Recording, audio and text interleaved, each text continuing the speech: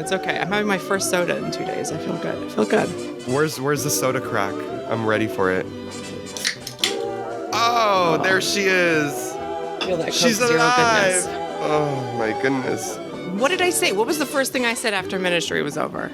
We're still in the ride vehicle. It's ending. No, I turned to you. can't, What do I can't say it right now. I can't say it right You now can't because ruin I the need surprise. I can't ruin the surprise. We're gonna save it till the end. But it was so funny. I was like, Oh my God. I can't remember what it was. I can only imagine. All right. Hello and welcome to ParkTalk Podcast with Alicia and Naynay. My name is Alicia and joining me, of course, is Naynay. hi.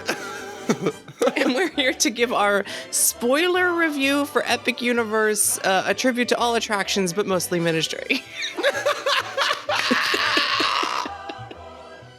You're so stupid.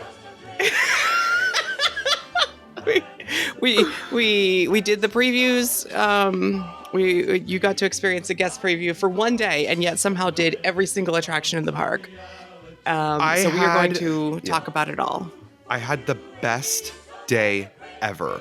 Like, truly, just to really quickly give you a lineup of my day, you guys, I did Monsters Unchained 3 times. I did Ministry of Magic 2 times. I did Stardust Racers 2 times, both green and yellow sides, both daytime and nighttime rides. So I did Hiccup Swing Gliders. I did Donkey Kong. I did Yoshi. I did Curse of the Werewolf. I watched both shows, Untrainable Dragon and Le Cirque Art Canoe. That's amazing. And we ate at Pizza Moon, which took like an hour of our day. That's true. So people are like, I wish there was more full service. And I'm like, it is full service. Let's be real. it honestly, it really is full service. So I feel like I have a really good just idea of what Epic Universe has to offer. And I'm so excited to sit down and have a little chit chat. I'm sitting here going, you didn't ride Mario Kart, but like you've been on Mario Kart a lot. So yeah, like weekly. So it's fine. Yeah. I'm not sure where to start. I think because I haven't actually given my spoiler reviews for anything because we've done kind of a semi no spoiler podcast episode on the regular podcast. So like this will also be my chance to give like my deeper thoughts on things and maybe drill down on specific things that I like or don't like. And also, I'm coming out of being sick, so like if I'm gloomy or anything, please don't take that as a indication of my thoughts on the park. Obviously, I like Epic Universe, duh. Yeah, I'm just in a bad mood. Oh, no, baby! I wish I was there to burp you. I know. I honestly could help. I do want to start with Monsters Unchained, though, which you rode 3 times. Honestly, I think I've only ridden 3 times. You've caught up with me in one day, and I've been like 5 times. Yeah. Monsters Unchained is that girl. I don't know how else to explain it. She is that girl. How fun. How incredible. What are your thoughts? Like, what is your like final, like full in-depth thought and review of Monsters Unchained now that you've done it so many times? This ride brings me so much joy. And it's like... sometimes when I go on new rides, I'm like, the first time on it, it's like, oh, this is so cool. And like experiencing something new brings me joy. This ride, I can tell, is going to continue to bring me joy even after the newness wears off. Like it's just a romp. It's a happy romp. It's supposed to be this scary, gloomy ride with like horror elements. But I'm just having it's such good camp. It's such good fun. It's such good humor. Obviously I've mentioned before Igor steals the show, but I'm starting to appreciate the other characters more. Phantom looking you in the eye while he's playing the organ, like, has been my new favorite thing. Like, he's giving you a wink, essentially. He's like, hey, what's up? So like, good. It's so fun and silly. The whole ride doesn't take itself too seriously. Like, the fact that Igor's cracking jokes while people are dying is so perfect. It's so good. But also, I will say that, like, for me at least, like there are some moments that I'm like, oh my gosh, no, this is like really scary. I think there was one scene where I screamed bloody murder because I think it was the mummy one. It was either the mummy or it was Creature, because the best way that I can explain. Oh no, yeah, you did it, Creature. You did. Okay. The motion profile for that scene, the best way I can explain it is imagine you're walking through an HHN maze and you're already kind of like a little bit uncomfortable. You're like, oh, like, I don't know, I'm just sort of like wanting to dip my toes in this. I'm trying to just like walk through this slowly. And then imagine your friend comes from behind you and shoves you towards a corner that a monster is going to come out, like pushes you in the back. The way that that vehicle moves for that creature scene, it shoves you in front of the creature, like literally pushes your back.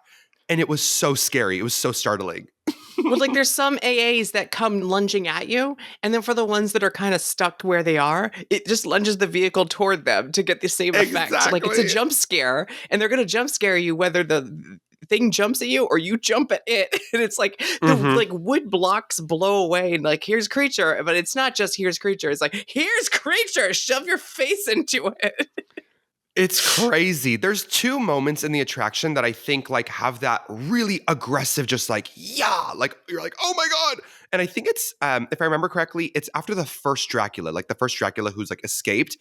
The Mm-hmm. vehicle right after that scene yeets you, like literally yeets you. And it's so startling. So I feel like the motion profile of the vehicle adds to the scare factor. And then the dialogue is like campy and it's fun, and the animatronics look amazing, like literally amazing. Even if you get a ride where an animatronic is static or it just isn't working, it's still amazing. It's still great. When you rode the other two times, was it the same two animatronics that were static for you? Yes, the exact same two Okay. animatronics that were static. All of my rides were pretty similar. The only thing was with my last ride, the screens were very, very glitchy and also were not really working.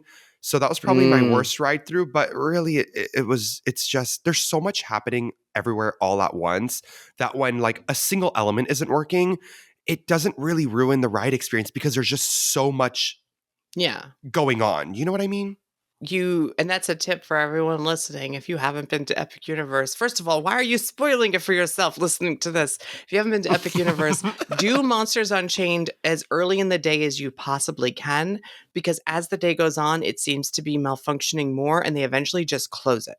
Like if Mm. too many things break, like the screen starts glitching and getting out of sync, or the AAs start dropping like flies, they will close it at like 4 p.m. And then you're kind of out of luck. And it'll say closed. It doesn't even say delayed. It just says closed. Like they're done.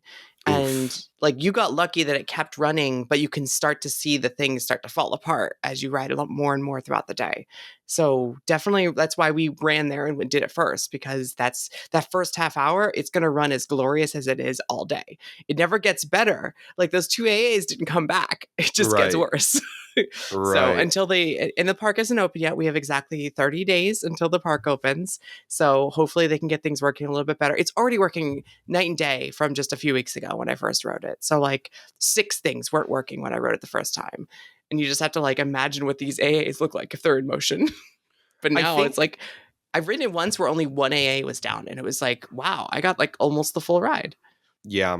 The AA that I was most excited for was I think the lunging werewolf. Like that was one where I was like, "Oh, I can't wait for Yeah. that." And he is glorious. Like that thing is so oh my god, I can't. So good. Yeti could never. I think there's something about the fur and the motion that makes it just feel so dynamic. It's the fact that these animatronics, the best way that I can explain it and like why they're so impressive is just because they're fast. They're just fast. Like they're really aggressive. They're very fast, and so it just makes the whole experience seem so amazing. I think also one of the things I like about it, and especially like the first ride through, is that Monsters Unchained is very much like dreamlike, where it plays with scale and it doesn't care. Like some things are gigantic and in your face, like it's a Hmm. weird nightmare, and it doesn't care. And it's like Dracula starts at like 6.5 feet tall, but somehow is 9 feet at one point. Like who Yeah, cares? Sometimes yeah. he's big. It's just like I guess perspective wise, it makes more sense for him to change size based on the scene and where he is and distance. Hmm. But in my mind, I'm like, this man's got like size 24 feet. which has been a subject online because he does not have shoes on. Oh my gosh. I guess they've changed the lighting on his feet, right? Because when I went on, I was hard like, to see, yeah. Yeah, it's harder to see that, that he has no shoes on, but I guess the lighting was different a couple weeks ago. The theory is that it's easier for Victoria to control, like to hold him in that weird magnetic field without shoes interrupting the process. Because his bare hands and bare feet are the ones locking. You didn't get the heat wave in any of your 3 rides, did you? I did. Oh, you did? Yes, we did. We didn't in our first ride, but I did in my second, and it is a lot. It's in the beginning when you first see Dracula, and he's like, yeah. Oh yeah. I got the heat wave. It really sells the effect of him escaping. Yeah. No, it's so good. I wouldn't even thought to do that. Like, okay, blast them with heat. Right. Usually Universal would be just like, all right, throw water on them. Like Alien Encounter, when like the glass tube breaks, it's just little drops of water to simulate glass flying at your face. But like that doesn't work in this situation. So a heat wave coming off of the machine exploding is such a clever, and you're so close to him that it like makes you shield your eyes. Like, oh my God, I'm going to burn. I will say that there's real fire too. There's real fire in this ride. Like that's something you don't get in Forbidden Journey. It is something you get in Spider-Man, which I'm like, okay, if they're doing it in Spider-Man, like they have to start adding like more flamethrowers to these attractions because it's so good. But like Spider-Man is so far away from you. I feel like we're really close to the fire on this one. Too close. Too close. I was like, y'all are lucky I didn't have my hairspray on today, girl, because that would have been going up in flames. As far as Monsters Unchained goes, is there anything that you would have done differently or that you were like, not that? I don't know if I would have done differently because I like the surprises of this ride. Like I like that they just kind of did whatever they wanted, and it feels like they had not a blank check, but more like a free reign on creative control on what the story would be or why this would, like the reasoning behind it. Everything is like, it's so out of the box. Like it's a good excuse to have all the monsters in the story. Like they have so many animatronics. Like I think it's more than the 14 they claim, to be honest. Mm-hmm. Or maybe they're not counting moving figures like the brides doing the circles like as animatronics. Those are too simple, but it still is effective. I love those. They're so effective. Just the angled circles. But like I think like there are, if you turn your head, and I told you not to turn your head your first ride. If you turn your head, you could see the other ride vehicles, and that's fine because the whole story is that we're on these like navigation units in the catacombs, and you're allowed to see the other ride vehicle, fine. But you can also see the other screens reset way too easily. Way too easily. I can see, while I'm still even looking forward, I can see the scene I'm in start to change for the next one because some scenes are only 7 seconds long.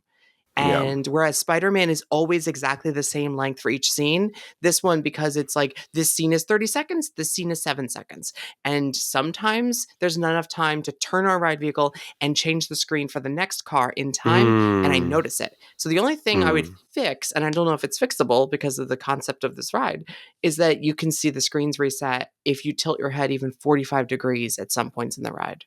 I did not tilt my head at any point in any of my rides, and I did not notice anything reset. But good. My only gripe with the attraction is I think that, like, as someone who didn't move their head, like I literally was in the viewpoint that Universal wants me to be in. I'm looking at the attraction dead on with my head back. And there were still some things that I was like kind of questioning, like, why are they pointing my vehicle at the evacuation platform? Like, did you notice that? I was like, those are scientific no, they're platforms, not. Of course. They're not themed. I was like, what? And I know what they are because I've turned my head on Forbidden Journey and I know exactly what the evacuation platforms look like for the Kuka Ride arm system. And I was like, I would have turned my vehicle away from this. Like, why am I staring at this? Well, like if you're on ET and you're on the right side, welcome to stairs and evacuation platforms, the ride. Like that's something Universal, like they're so obsessed with safety that like if you go on Pirates of the Caribbean, like an old school ride like that, there are no evacuation platforms. They have a piece of like plywood they use to evacuate the boats. Yeah, exactly. I'm not even kidding. Like they just plop it down and you like have to carefully walk across the plank. But then nowadays, new rides, like they have the entire ride length has a walkway, and it's very noticeable. I think The curtains were really bad the first time I rode, and they Oh, told us like yeah. they're working on it, and they added chains in foreground and some lighting effects, and it's getting better. But like I think at a certain point, there's just so many seams you can't hide for this ride because the ride vehicles point you in such weird places. And there's also like a lull in the moment after Dracula escapes that I think they could Right. put more set pieces. Right. Yep. And isn't that when the curtain is? Yeah, that's when the curtain is. But they put those big chains in the foreground that I bet they stole from the queue. Like Yeah. that, and that helped. It helped. It's 50% better than it was because it was just curtain before. So like Yeah. already it's Oof. helping. And I think if they could get another skull wall in there, remember the skull wall, like Yes. Yes. The the catacomb. French catacombs. Yeah, Mm-hmm. if they can get another skull wall in there, I think it would fix all the problems in that first part. That's exactly what I was thinking. I obviously went on it, with the better version with the chains and the lighting effect, and I thought it was criminal. I was like, how did this get approved? Like, Yeah, it was worse. how did they go on this and be like, oh yeah, this is good? It's literally just a black curtain. But you don't need anything there. You don't need like animatronics or anything. Like you just No, need, it just needs a wall, yeah, a wall with some just moody lighting, bricks. maybe some cages or just something, just some static props, and it'll be so much better. And then I don't know what If they could Disney made do. this ride, you know what they Yeah. would do? Like on Rise, they would have just a blank wall that's themed like bricks, and then Yeah. have projection effects that like show Yes. cracks or something Yes. from emanating from the escape. Like Rise has a lot of barren walls that nothing's going on, so they just add like a little lighting effects. Like Yeah. as you're traveling in between scenes when you're about to go to the bridge, there's like for no reason all these fiber optic effects that light up emanating from the cannon blast before it. And it's like, it's something that makes it go, ooh, pretty lights. Like it's something. So Yeah. I think that's what I would do. I put a brick wall or a skull wall and some projection effects of cracks emanating from the explosion. That way we're like anticipating the next sequence instead of And nothing. and also no one's talking about it. I think I brought it up and you're like, "Oh yeah, there is a room in the queue that is like very unfinished." Right? But like I was too busy looking at the 3D bat to care because I love that's my favorite effect in the whole queue Yeah. is the 3D bat. There are Yeah. 3D screens in like all of the attractions somewhere, like that first appeared in the Mario Kart thing and now is Mhm. everywhere. And I'm like, I can't like it's a lenticular screen over a screen and it's so effective. And yes, those cabinets are completely empty, and I noticed once you pointed it out. But like the room before it, the two rooms before are so well themed that yeah, an empty cabinet is kind of standing out. I will say that for anyone who's listening to the show who has a problem with strobe lights or strobe effects, even if it has nothing to do with epilepsy and it's just something that gives you like chronic headaches, that room is really not for the faint of heart. We were stuck in that room for how long? Like it was only even a couple minutes and it It was was like hard. 10. Yeah. Yeah, it was hard. It was And like there's a lot of oof. rooms like that with the electricity pulsing through the wires. So anyone with flashing effects, like if you can handle the 5 minute ride, I might request like some kind of line skip or return time just for that alone. Because none of the other queues at the park are like that. It's just this one, and there are flashing lights in like 3 out of the 4 main areas of the queue. Yeah, the flashing lights are also very aggressive. Like it's like hard flashes, which I mean maybe in the future they can change to like maybe like a pulsing sort of like glowing effect.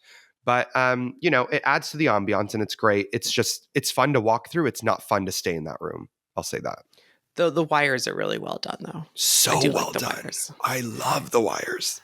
All right, Darkmoor as a whole is like my favorite land, and yet is the smallest.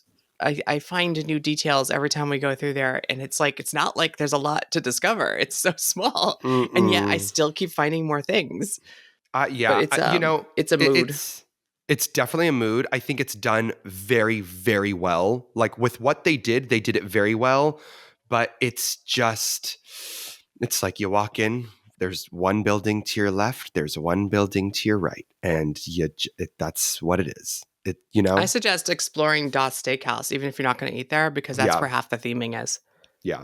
Which I did It's not so get to go beautiful in inside there. of, so I'll need to do that next time. And even the outdoor like seating area, which didn't have tables last time I went, like it's so well themed, and there's like dead vampires everywhere.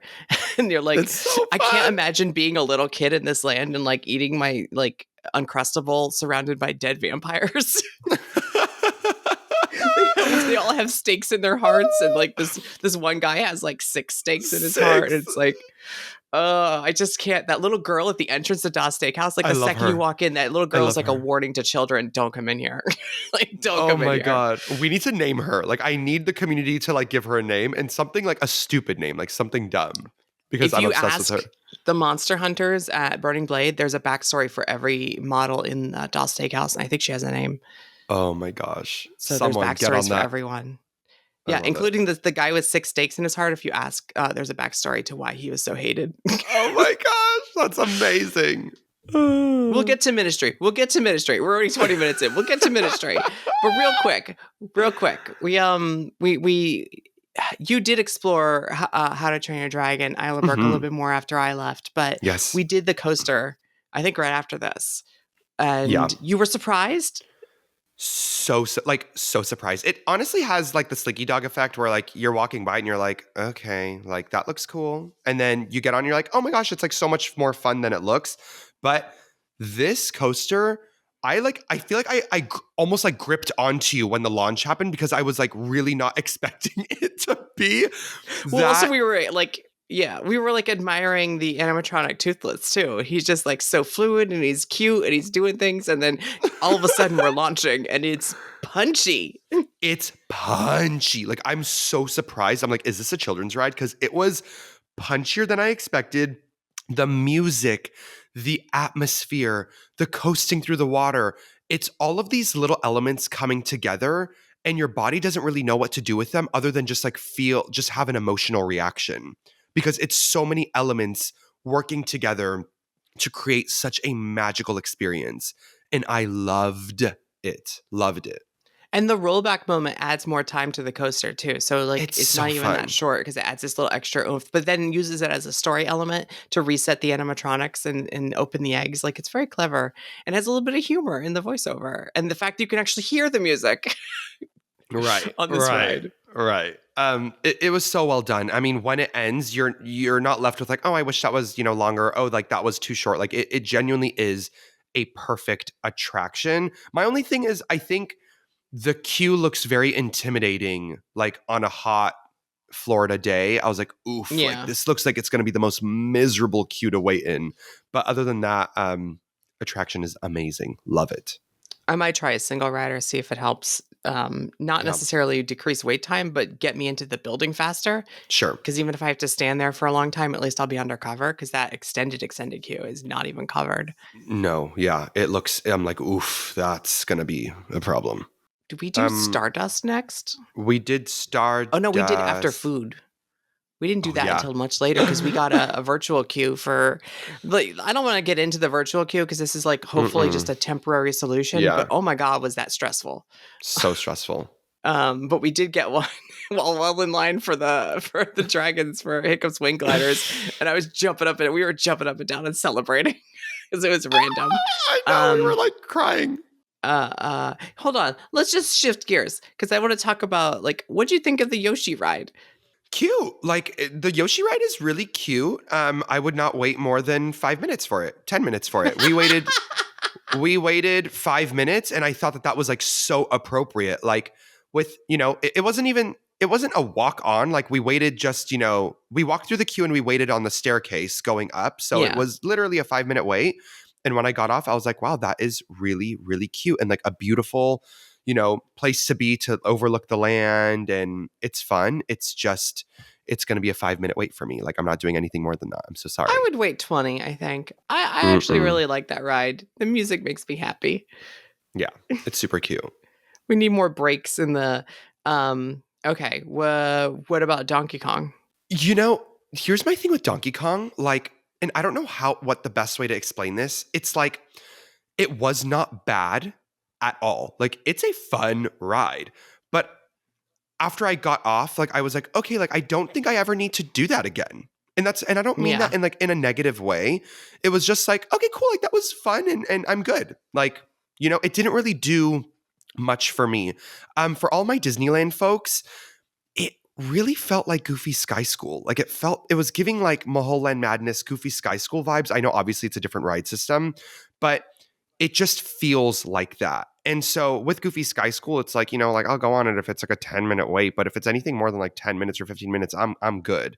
Um, and the land is so beautiful. Like I would definitely go back into that land and just walk around Just to hang out, yeah. and I loved the queue. I was not expecting to love the queue that much. There's a fiber optic banana on the ceiling. There's so many things for you to trigger. And can you explain the whole situation where like both queues have to trigger the power up band thing for something to happen? Yeah, there was a couple things. It's kind of like the mummy queue where you have to slap your hand on that thing at the same time as someone else. They have a couple of those where we have to use the power up band to trigger on two different sides of the queue. There's one right when you enter on the monkey mouth where Mhm. someone in the express line and someone in the standby line, and express isn't even open, so it's never going to happen. But you have Yeah. to trigger it at the same time and you collect a stamp, and the only way to collect that stamp is to have someone on the other side. So like we're never going to get that stamp till express opens. But then there was another one we accidentally triggered because I pressed one at the same time someone else pressed one, and then it did like a thing. The And then we rainbow tried to get it, banana. it didn't Yeah. work, and it went brr, brr, like we failed. It's So it's cute. It's cute. I was not expecting there to be like the power up band stuff inside the queue because they don't do that with Mario Kart. Right. So, I think they do it with Yoshi though. I think there's like a couple things Yeah, for they you to like did. There was a touch. couple in Yoshi. But So, like the Mario Kart, because you can actually do it on the ride vehicle if it works to track your score. So this was a way to make the power up bands useful on these rides just by putting it in the queue. yeah, I loved the queue. The ride itself, yeah, you explained it perfectly. It's rough, but also the smoothest ride ever. It's so Um, weird how it's both. Like it could be smooth if they had just like I'm sure they were trying to make it seem like you're disengaging with the track and re-engaging it, but by moving horizontally to do it to accomplish it, it's not the way to go. I would have mhm, put a clacker in the ride vehicle, which I think like Transformers has for when you hit surfaces like you're supposed to be falling and then land, where it like right. clacks the ride vehicle. Yes, I would have done that. Or even a totally. subwoofer that goes boom. Like I don't think because it's literally the boom on the track below you is moving out of sync to the right a little bit and then back to the left. And that's supposed to be you re-engaging with the track. But because it's a boom, everything's exaggerated and it feels like you're dying. Yeah. Like it's just so exaggerated that even Oh the my tiniest little God. motion that's out of sync feels so dramatic. And then, but like when it's coasting beautifully. That spiral down is so Oh, smooth. that spiral down Um, is delicious. and then you missed out on the effect. It didn't do the effect where Donkey and Diddy come out in a minecart and almost hit you. And it Yeah. really looks like you're about to go on the left track and then you turn to the right. But they come out swinging and it is like a near miss. Like you can touch them. It is so close. And they're moving at the same Wow. speed as you. So you miss that Amazing. moment. And like for me, that's the whole ride is worth it for that moment because that spiral Damn. is so fun, but it's also out of nowhere because you think you're going one way.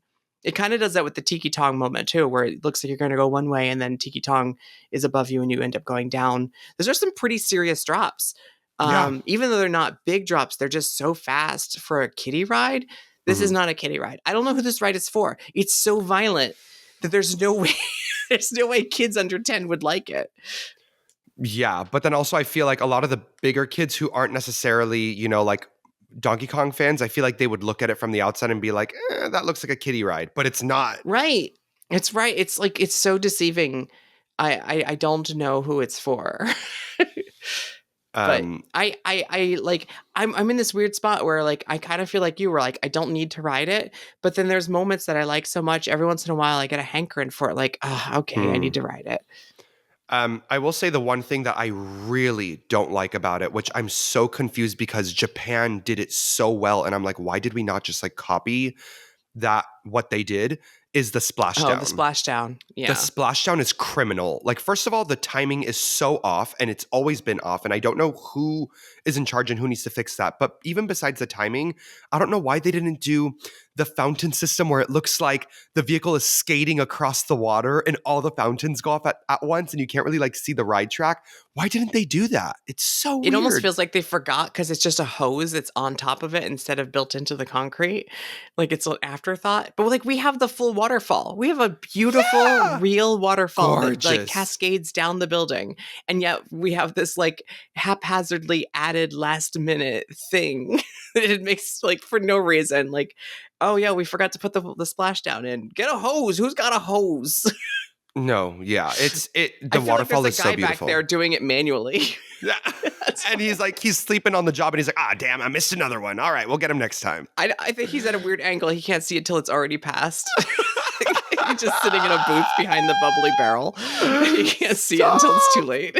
Stop. But that's my main gripe is like, dang, I wish, because I love a good splashdown. Because even if I don't ride the ride, like I love going to Jurassic Park River Adventure and just sitting there and watching people splash through the water. Like I love going to Matterhorn and just sitting there and watching people splash through the water. And But it's like so...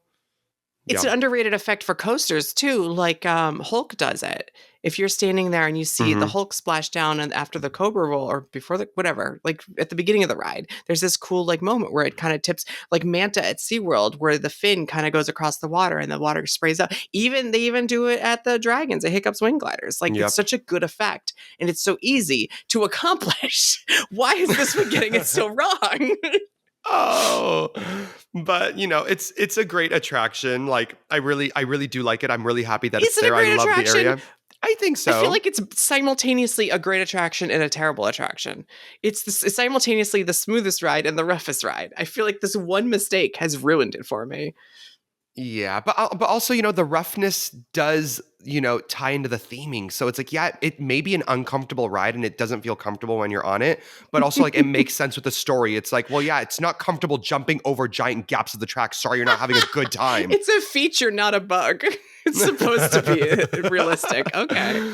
So, I'm not mad at Donkey Kong, but I just don't ever feel like the need to go on it again. And that's not a read. See, I feel like that's a failure on its part. You should want to ride rides. Well, that's how I feel. Okay. Before we get to ministry, Stardust Racers. Stardust Racers. Oh my God, you guys. My one thing about Stardust Racers is the ride is completely different at night. During the daytime, it's a great attraction. Like I loved every second of it. But at nighttime, I started crying on the ride because I was so overwhelmed with how beautiful the experience was. During the daytime, it's like, oh my gosh, I'm going to die. Oh my gosh, I'm going to die. Oh my gosh, like I'm literally fighting for my life. At nighttime, it's just like, you can't even focus on the fact that you're going to die because it's the most beautiful thing in the entire world. The world gets pitch black dark, so you can't really like turn to your right and see like ugliness. Because like during the daytime, let's face it, like you get to see the other side of the park and it just feels like I'm at Six Flags. And the world just gets dark and all you can see is just what Universal wants you to see, which is the amazing lighting package in Celestial Park and the amazing lighting package on these vehicles and that gorgeous mist that lights up and that you drift in. It's beautiful. It's so amazing. Did you notice, were the beacons for the portals on and they all converge in the sky? Did you see that or no? I didn't notice that. Maybe they might not have been on. Yeah, maybe they were on, maybe they weren't. I didn't really notice it, but I was like looking in Celestial Park and it was beautiful. Because it was like, there are several times on the green track anyway, that you're going up toward the sky and all you can see is the convergence of the 5 different portal beacons all like connecting at the top. Incredible. And it's so beautiful, like just above you. It's all you can see in the sky, especially because it was like a cloudy night. So it was literally just lights and darkness. And it points you up toward them. So like that's like a religious experience. Like you're going toward the light beams. And then it brings you back because the green side has that bunny hill that's like very thrustful right before the near miss moment. So like I'm looking toward the sky and I'm like, oh, and then back to the ride, back to reality. You did yellow at night then? So I did yellow at night, and I don't know if it was because the night ride was just so beautiful that like I preferred that more, but it just felt like I was having a better time on the yellow side. Like I just enjoyed the track layout more than the green side. I feel like the green side is more intense and is more like for thrill seekers, and then the left side Yeah. still has all the thrills, but it's more of a joyride. And And at maybe you nighttime, did it at it's the right beautiful. time. Maybe green is day and yellow is night is a good way to do it, because then you can enjoy night a little bit more. Like, it's more relaxing. Yeah. It's not much different. It's really just like two moments that are different, but it is Yeah. less jarring on those two moments for yellow. For sure. But it was But great. yeah, I saw someone say, don't listen to the other people. They're trying to trick you and make the line shorter. They said, don't listen. Green isn't better. Yellow is better. And it's like, I guess it's a Ooh. matter of preference. But that just goes to show, like, Matterhorn has a left side and a right side, and one side is significantly better than the other. And that kind of worries me when they do, like, dual coasters or coasters that have different Yeah. tracks, where it's like, dang, like, I really hope that they make them similar enough so that, like, one side just isn't longer. And I feel like they did such a great job where both sides are so similar. Right. It basically just comes down to personal preference. And I think as of right now, my personal preference is yellow side. And honey, if yellow side's going to be way shorter of a wait, I'm like, that's just a win-win-win on my end. It was the first time we rode it, it was like a 10-minute shorter wait. Yep. Of course, it wasn't working at the time. Right. Oh, they were sending trains one instead of two at a time. And we were like, you better fix that by the time we get up to load. You better fix that. And they did, because you have good luck. Yeah, true. I think no one's really talking about the celestial spin and how it's, first of all, I think it's so cool because you literally feels like you can reach out and touch the other person, especially in daytime where you can really see the other train. You're moving, if you get it just right and you're in the right kind of seat, like, you're moving at the same speed. So it almost looks like you're not moving and the world's moving around you because you're staring at them. But also, it's like a barrel roll around one track and then another barrel roll around the other track. Like, it's double longer than you think it is. Like, you think the celestial spin's over and then they spin around you. And it's so interesting how long it lasts. It's like the Mosasaurus roller or whatever it's called, but, like, imagine it like twice as long. Like, imagine you do it 2 times. And not painful. Right. It's not trying to throw me out of the vehicle. It's actually just trying to be pretty. Oh my gosh. But yeah, it is like 2 of them. Yeah. And how about the launches? I tried to warn you. I was like, as soon as you get used to the launch, it gets launchier. It is. It's that the first launches one too, are, by the way. The launches are crazy because you're just so used to, like, having a dead stop moment and then going from 0 to like 60 or 0 to whatever. But it's a completely different feeling when you're already moving and then you launch again. I mean, it's the same feeling as Velocicoaster when you're about to hit the top hat. But imagine like there's two of those launches back to back. Yeah. And one's twice as fast as the other one after you've already been launching. Oh, it's crazy. It's very interesting. It's very scary because even when you think you're okay, I can handle this. No, it gets faster. Like, why does it do that? But then, like, the music hits, because I didn't hear it the first, like, time I rode, and barely heard it the second time I rode. And the third time was when I was with you. And I'm like, where is that theme that's like in the end of every commercial? And then as soon as we get that past that first launch, we're doing the top hat. I'm like, there's the music. I hear it. They finally got the speakers working. I can't remember what it is, but it's like burr, burr, burr, burr, whatever. the music from all the commercials. You know what I'm talking about. Did you notice it was different? Did you notice the music is different at nighttime? No. It's only, I think it's only from the second launch on, it changes to different music. It's which is funny because it's like more subdued, but that just means it's more hard to hear. So with the wind and the coaster, like, it's near impossible to hear for the second half anyway. But now the daytime version is brass instruments and the nighttime one is like ethereal, like, sounds. I need to focus on the music next time, because I think that this first ride I was really fighting for my life. And so I could not even focus on anything but literally just surviving the ride. But once, you get the hang of it, now I can, like, go back and rewrite and focus on ambiance, music, all the other things, because I know what's coming for me. But it is an experience. Like, as of right now, amazing. Do you have a preference, Velocicoaster over Stardust Racers? It's too early to tell. It's not even it's too early to tell. I just really don't care for the Jurassic theming, to be honest. Like, I love Jurassic Park, but, like, the Jurassic World theming feels so sterile. It feels so gray and ugly and cold and uninviting to me that aesthetically I just don't like it. And aesthetically, I like Stardust Racers more aesthetically, like the station and the way that it looks like a train Look- station and the music. Looking like and a it's just train so station because beautiful. the Celestians use it for travel is such a clever little thing. I It's never would have thought of it in so a million clever. years. And then the ride vehicles are just way prettier, in my opinion, with the twinkling, sparkly lights.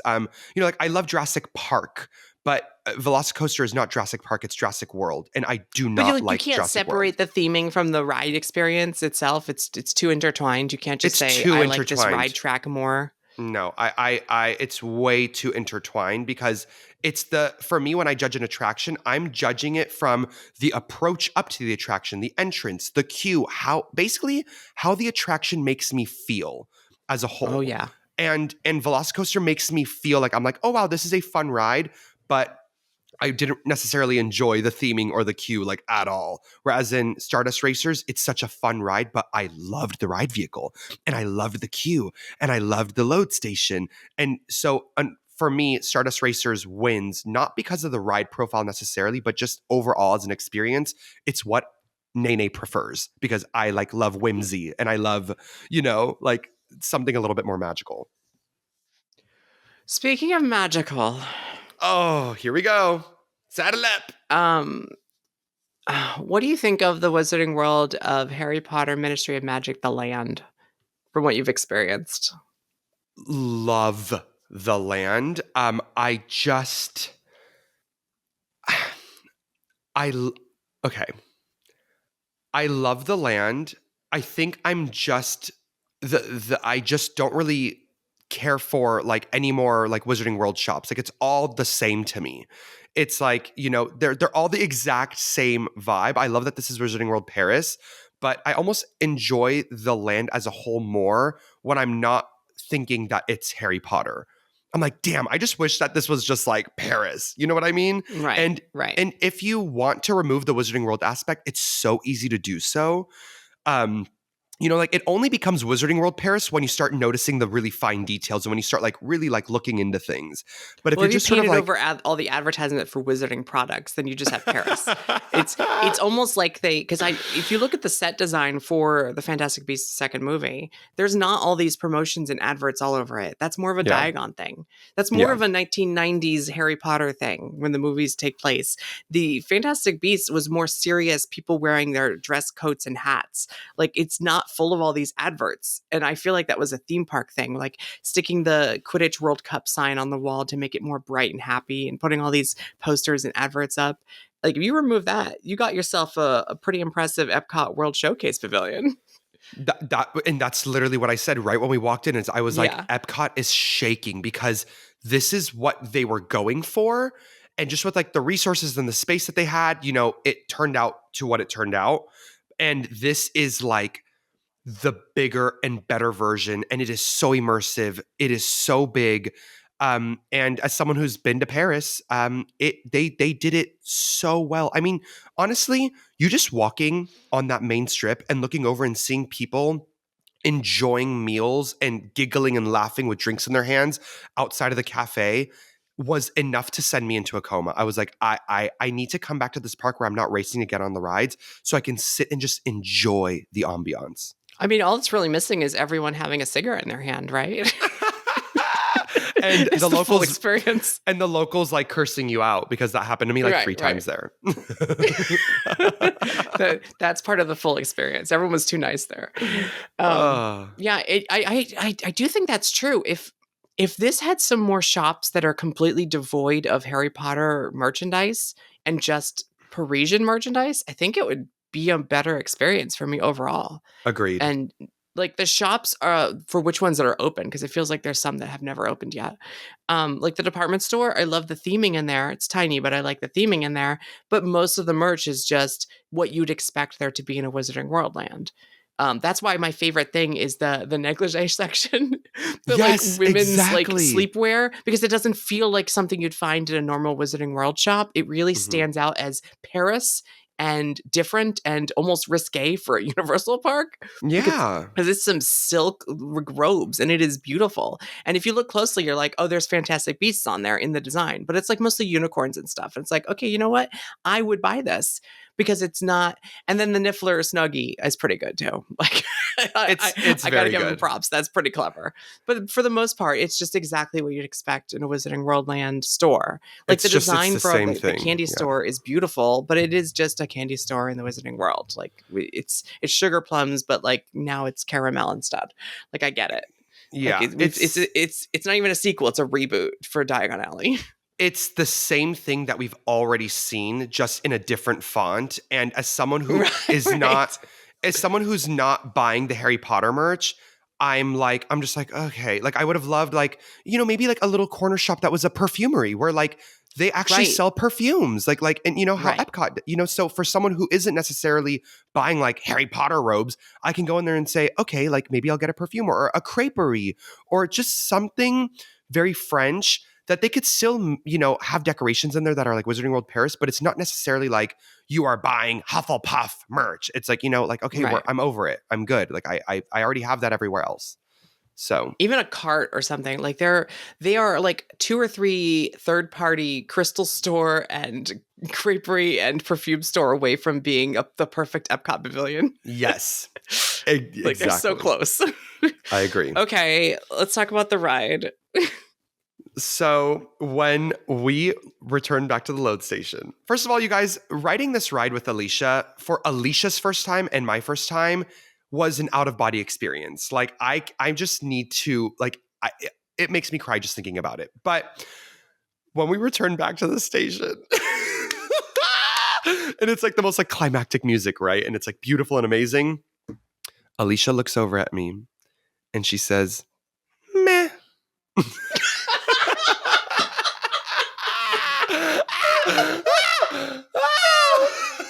No.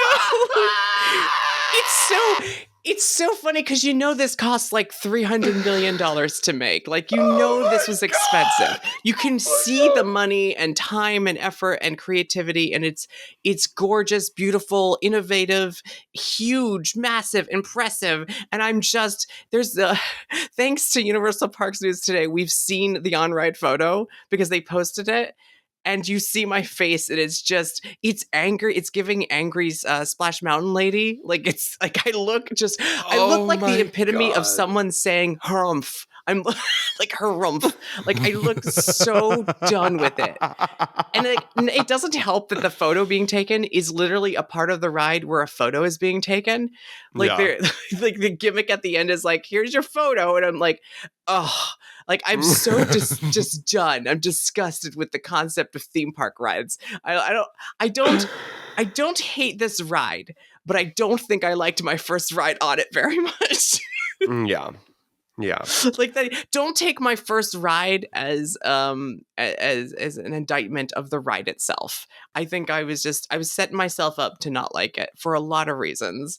And I think, first of all, the virtual line was a terrible experience, and I've had to deal with it multiple days, and I finally got one. So I think the excitement of getting a virtual line was probably more enjoyable than the ride itself for me. Oh my Because it God. was a mission. The queue is beautiful and huge and impressive, and actually makes me like Harry Potter again. Like the queue is good enough that I'm like, oh no, this is like feels different and new and exciting.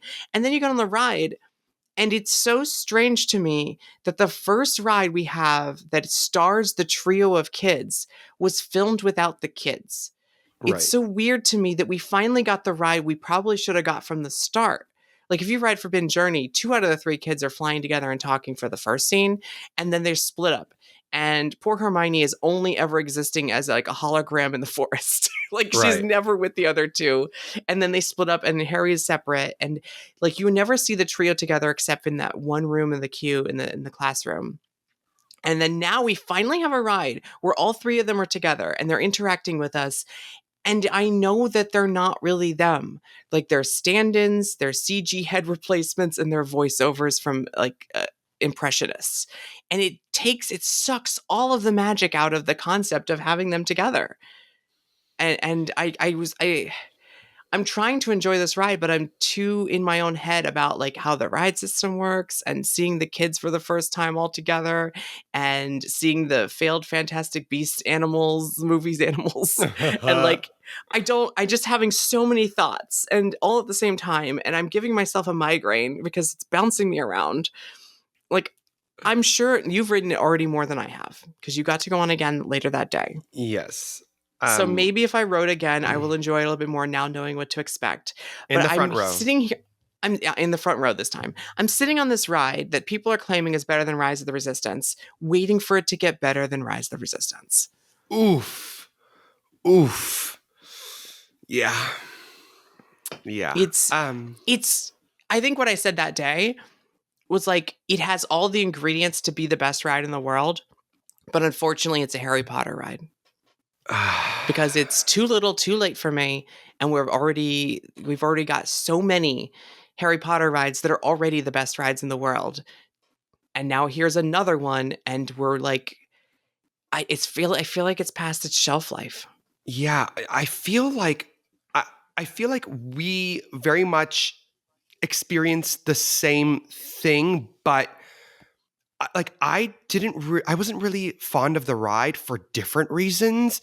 I really did not like how they use the space. So like, obviously, the kids are not actually there and, whatever, and the ride profiles, whatever it is. But the way that the scenes are set up, it is the stupidest thing that you could have ever done design wise. They have built 4 of the same rooms that you have to travel to on track that you're like, wait, why am I back in the scene again? Like, it's the same scene 4 times, which, if you know the scale of that vehicle and how big it is, the room that has to hold this vehicle and its motion profile is so massive that you building 4 of the same room is the stupidest thing that you could have ever done. Like, literally give me something else. I counted it with my hands the second time because I was like, maybe I was tripping. Maybe it just wasn't as many times as I thought it was the first time. Because the first time we rode, we would get to the next scene and it was the same as the one before. And I'm like, wait, why are we back here? Like, why did we move on the track? Like, I just experienced this. Like, why am I going through the same scene again? Now, to be fair, those are the smallest sections of the ride. I'm looking at the track layout from the plans, from the permits that were filed, and my drawing of it. And I think those are the smallest sections because all they do is up and down motion, and you're looking at like a concave screen there. So it is the smallest, but it is still taking up a third of the track layout. A whole third of the track layout is a repeated scene that was just used as a connector between bigger scenes. 4 times, you guys. On my second ride, I was like, I'm going to count like with my fingers. And it's 4 scenes, which I'm so sorry. That is way and they're too long, many. Too. They're long because they're as long as the big scenes. So you're in this, it's essentially just a corridor for traveling. And you have the other elevator in front of you, which isn't always the same. Sometimes it's the bad guys, sometimes it's the good guys, right? Like it alternates. Right. Like it isn't always the trio. The screen inside projects different characters for the different scene, but the scene itself, you're looking at the same thing where it's the conclave screen and an elevator bouncing up and down in front of you. Right. So we're in an elevator shaft going up and down and sideways and stuff while looking at a screen in another physical elevator on a KUKA arm in front of us, bouncing around while we're bouncing around for 30 seconds, talking to us just so we can get to the next big scene. And it's like a connector moment. But I guess that makes sense in the world of a ride that's featuring an elevator, that you'd have to have elevator shafts to get to another room. But because it's staring at another elevator, it's so repetitive that we've seen this. Even if it had been an elevator next to us, like instead of directly in front of us each time, like if somehow they had rearranged the order or like swooping around. Can you imagine if it swooped around us in one of them? That would be so different. Fun. Yeah, I think that's what it's lacking. Something of dynamic motion in that room. Something dynamic. Like if the elevator that has the characters in it was on a Forbidden Journey ride vehicle, so it has the KUKA arm, but it also has its own track where it's able to move with us throughout the attraction, that I would have been like, okay, but give me something different. Also, I'm so sorry, I'm gonna say it. People making the claim of like, oh my gosh, I couldn't tell like what was an animatronic and what was a screen. I was like, there's a literal flat screen and then there's a single animatronic in front of it. Like if you cannot, like, do your eyes literally not work? I'm so sorry. I was like really expecting the way that people hype this ride up for me set me up for failure. And so I think that guests can enjoy this ride more if you just go into it just without anyone else's opinions, not even ours. In Yeah, your not head. even ours, because we might Not sound even like we're ours. down on it, but like again, it was impressive. I'm not It saying was. it's not impressive. It was very impressive. And these screens are like going from this to going to a different screen ride afterward, like the old fashioned ones, they look so dull and blurry now. Whereas this was so crystal clear and Mhm. almost popping out in how bright in 3D it looks in its LED-ness. Like the characters in the elevator in front of us look pretty believable because it's so bright and lively. Whereas if you go to like Gringotts right afterward, it feels warped and dull. Like there's a huge difference in this type of technology.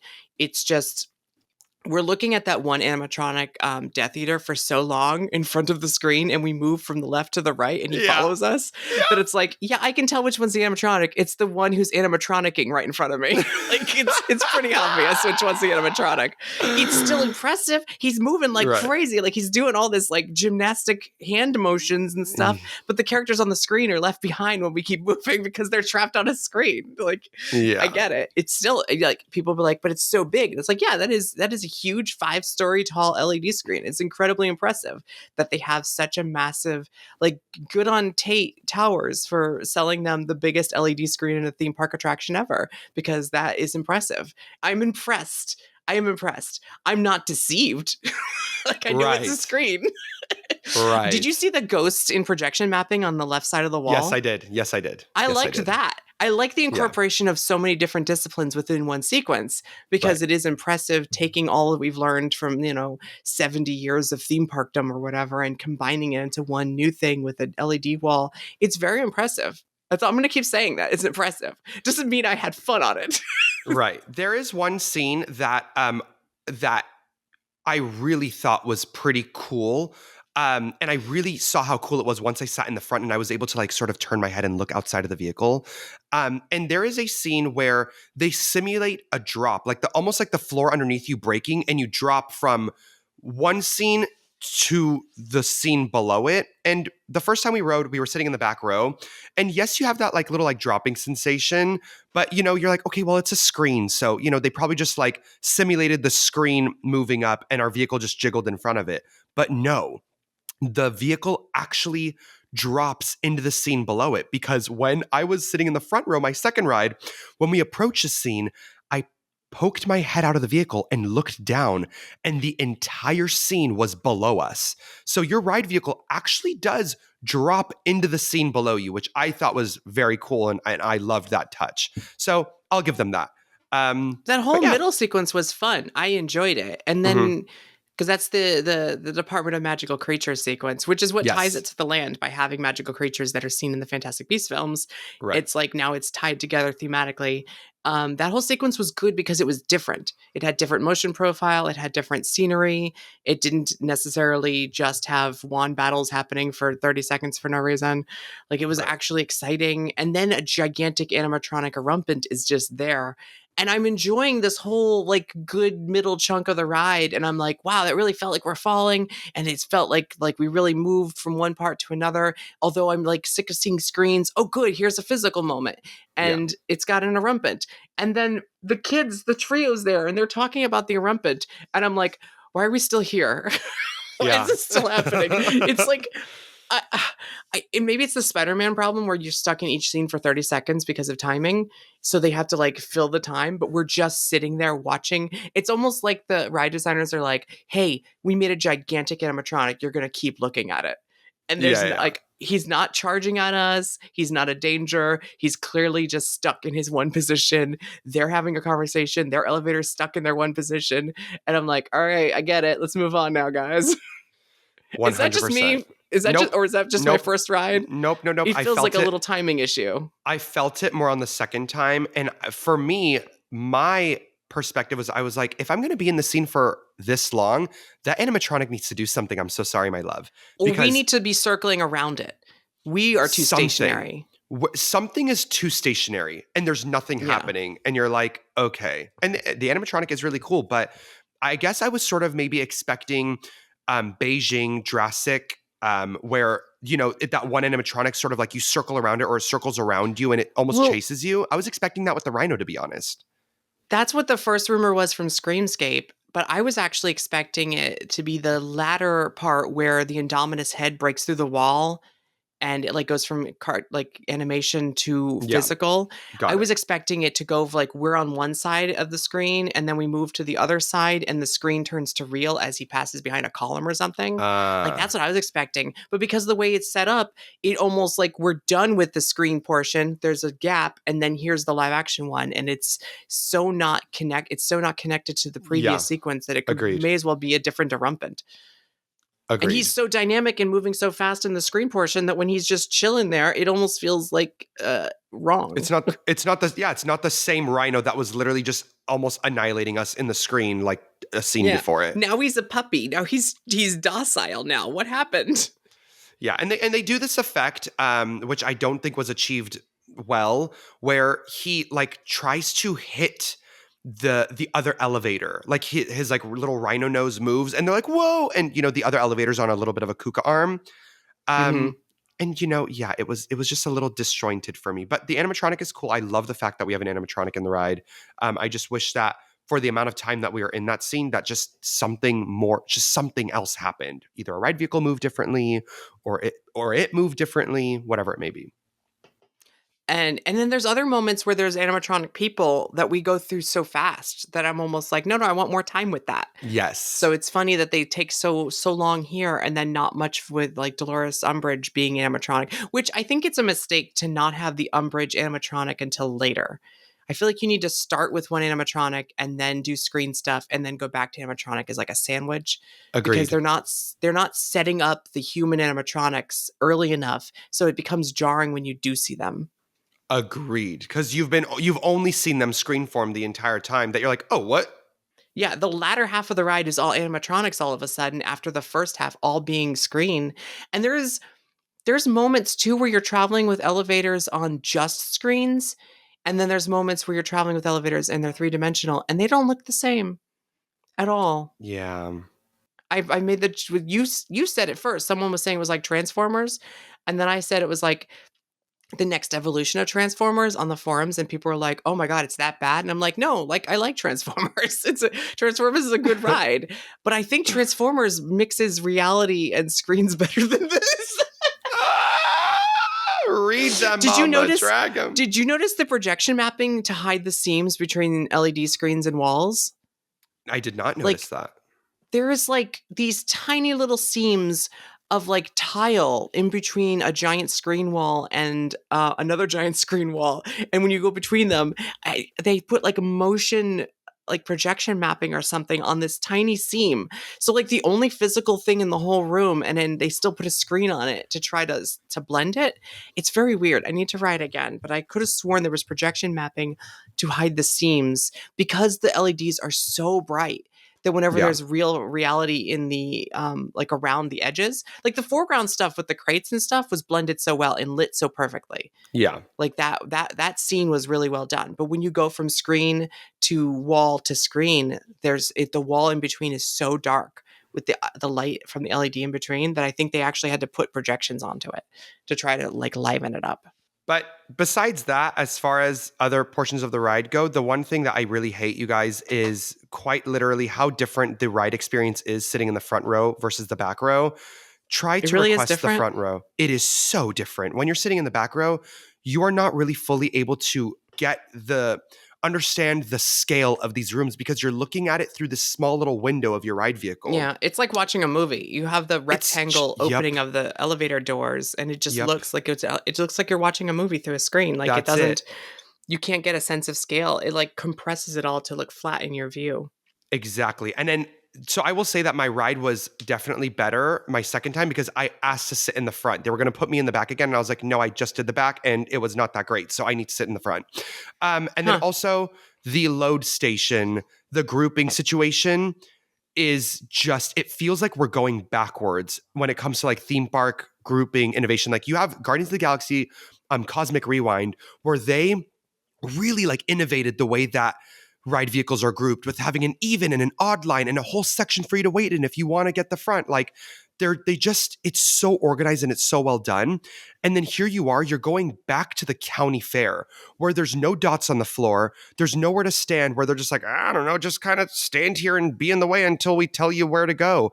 And it just feels so awkward. I hate It's the way that weird this because ride like loads. Tower of Terror does it so well. There's a map on the wall. They tell you what number to go in, what row. They show you on arrows which row you're going to move into when you get there. They load it row by row so you know where to go. And there's a ton of room for the team, for the cast member to walk around you. Whereas this, and I understand Warner Brothers is like, we have to make the lift station look just like it does in the movies. Okay, so you have a round room. But then when the elevator doors open, it's not you just go right into an elevator, you go into a holding room and then there's an elevator. So the holding room could be any size you want. You're already ruining the magic by having a holding room. Why is the holding room so tiny and not big enough to put dots on the ground, and then not even big enough for the team member to move around us? You are in the team member's way. Like there's 2 consoles in that room, and like the team members are like, okay, like move, like I need to dispatch this vehicle. And I'm like in the way. I don't know where to go or where to stand because there's too many people in there and there's not enough space. And they almost group on the spot. So like when the ride vehicle shows up, they're like, okay, let's see. You're gonna sit over here, and then okay, you're okay, how many in your party? Okay, just go to that back row. And it's almost like they're grouping on the spot and they don't really know where to put people. There needs to be dots in the circle room. I hate to say it, but there needs to be dots in the circle room, and then you load through that space, because that standing in that space is taking up. It's just not big enough. It's smaller than the ride vehicle. The holding room is smaller than the ride vehicle. It's Way a real smaller. elevator space. Way It's so smaller. tiny. And it's like a weird triangle shape. It's not even big enough to hold all the people that are going to go in there, plus 2 consoles, plus 2 team members. It doesn't make sense. Yeah. And I blame Warner Brothers 100% for this, because there's no way Universal, like, they know how to do load areas. So Right. it's because they're trying to, they probably thought they were going to put dots in the circle room, and Warner Brothers is like, no, you're not going to ruin this moment, this perfect recreation of our movie set. The same way that gift shops have to be perfect recreations of the tiny gift shops in the movies. So but yeah. The animatronics at the end were really cool. I feel like I was starting to at least get into it a little bit, and then it ended. Like I also, is it just me? And this might be a thing, because it happened the same way in Fantastic Beasts. What's with the Wizarding World and sentencing people without fair trial? Like, I get that Umbridge did crimes and stuff, but in a 10-second span, Harry Potter's like, we brought you a present. And then he's like, you are charged for life in Azkaban. And she gets and she gets immediately her clothes turn into the, like, I'm in jail clothes. And it's like, you just dropped her off and the trial is literally 5 seconds long. It's just sentencing. Where was the actual trial? She just got here. Like, I'm sorry. Like, it'd be one thing if, like, is there a time jump? I guess there is, because we've been in the time realm for like the last forever. Maybe they were doing the trial without her present and she just showed up for sentencing. You know what? I've talked myself into it. It's fine. It's fine. She just showed up for sentencing. Did you notice in that room, like the jury and all the people in the stands, they're all physical figures? No, I was too busy looking at the weird animatronic Harry Potter. Yeah, so there's Harry and Ron in the front with Umbridge and whatever. And if isn't there a screen-based Hermione? I think she's in the scene after where she's like, "Bye, you guys! Like, thanks for helping us." I don't think she's in that room, if I'm not mistaken. Oh, okay. There's no POV for me to watch back. This is all basically just off my memory at this point, so forgive me if I'm wrong. But I remember, especially on my second time. There is a POV. It was shot at the same time we were in the ride vehicle. Oh, is it still up? Yeah, it's got 400,000 views. Can we just talk for a moment about the fact that the POV that everyone's watching, it was in the row in front of us for our first ride, and that people were accusing me of doing it, and like, we have photographic evidence. Look, there's the woman doing it. It's clearly not us. It's the person in front of us. Like, yeah, well, you're in the video, so you must be associated. We were in line next to them. Oh my God, people. So I saw her pull out her phone as soon as the ride started, and I was just like, I didn't notice. So I started to panic because I thought that they would stop our ride. They would stop it. Yeah. And I was like, no. It took me so long to get on this ride. We had to fight for our lives to get on this damn ride. If they stop our ride because this lady in front is filming, I'm going to be devastated. And thank goodness they didn't. But I caught her literally in the first scene. And I was like, please, please, please, Universal, I'm begging you, whoever's sitting up in tower, do not stop this ride. I will say I didn't even notice she was doing it. And I like that she held the phone against her body. So there wasn't like screen light or anything. So she wasn't bothering me. But yeah, no, if they stopped the ride, I would have been devastated. She was very respectfully breaking the rules in a very demure way. Yeah, very demure. No, I did not notice that now I will be looking for it to see if they're fit. It's so weird what they chose to do physical and what they chose not to do physical. I just wish the first scenes had physical to better set us up for, because all of a sudden it's like, oh, there's animatronics people here. Okay. Like it happened so suddenly halfway through the ride that I wasn't expecting it. The umbrage, that is where she's like the time turner, like Reparo, or I think it's that scene where she's like a screen with the girl Dobby. What's girl Dobby's name? Yeah. So she's with girl Dobby, and like I think I can't remember now. You said girl Dobby. Get Higgledy. Girl, that's girl Dobby. So I think Higgledy is an anagram for girl Dobby. I think it probably is. Higgledy. So I think that scene, it could have been an animatronic. I was like, this is way too flat. This is way too flat. And that could have easily been an animatronic girl Dobby and an animatronic umbrage. So, because she had the screen behind her and then there's a physical set in front of you and then they just put a screen in front of it. Yeah. There's a moment where I think she's animatronic and she's about to use the time turner maybe, and we're circling around her.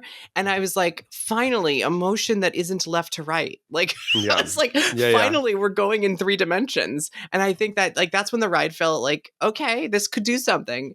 And then when we went to like time realm, I lost consciousness. And then when it took our picture, I went back to reality and I was like, oh God, why is this happening? I don't. It's so, I think if Monsters Unchained had been the one delayed and Ministry had opened first, I think the exact same situation would be happening, but flipped. I think that everyone would be saying Monsters Unchained is the best ride ever, and that Ministry would already be old hat. I feel like because of the order in which these opened, people are intrigued by the like hidden paywall virtual lines secrecy, and they're getting on it and they're so excited and it's blowing their minds because it was the one that they got away. Like it's the hard one to get on. And if Monsters Unchained was the hard one to get on, it would have the same reaction. And I think they're both equally amazing rides that are doing new innovative things. But Monsters is better. I like Monsters better. Look, I can't unequivocally say Monsters is better. I just like it better. It makes me happy. If you see the on-ride photo of me on the Harry Potter ride, you can see that it did not make me happy. Yeah. So I think that it's really just going to be a matter of opinion. I think the motion profile on Monsters makes sense because like Igor's driving us and it's herky-jerky and it's funny because he's not very good at it. And the motion on this doesn't make sense. It's just bouncy for bouncy's sake. Right. I've never seen the elevators in a Harry Potter movie be bouncy. They are smooth left, right, forward, back, up, down. Never have they ever bounced. And yet I'm floating up and down in an elevator shaft with an elevator in front of me and it's wobbling. And I just don't know that as something from Harry Potter. I'm sorry. Yeah. And it's really the first scene, you guys, as soon as you leave that load station, the first thing your vehicle does is it goes boing, boing, boing. And I think everyone just like doesn't expect it. So everyone just starts like screaming and it's so funny. But yeah, it's for all my Disneyland peeps, the feeling of this attraction is the exact same as Guardians of the Galaxy Mission Breakout. There is a scene where you're in the elevator shaft and they need to like hold you at this one show scene so you can see what's happening on the screen, but they bounce your elevator up and down like Tigger. Yeah.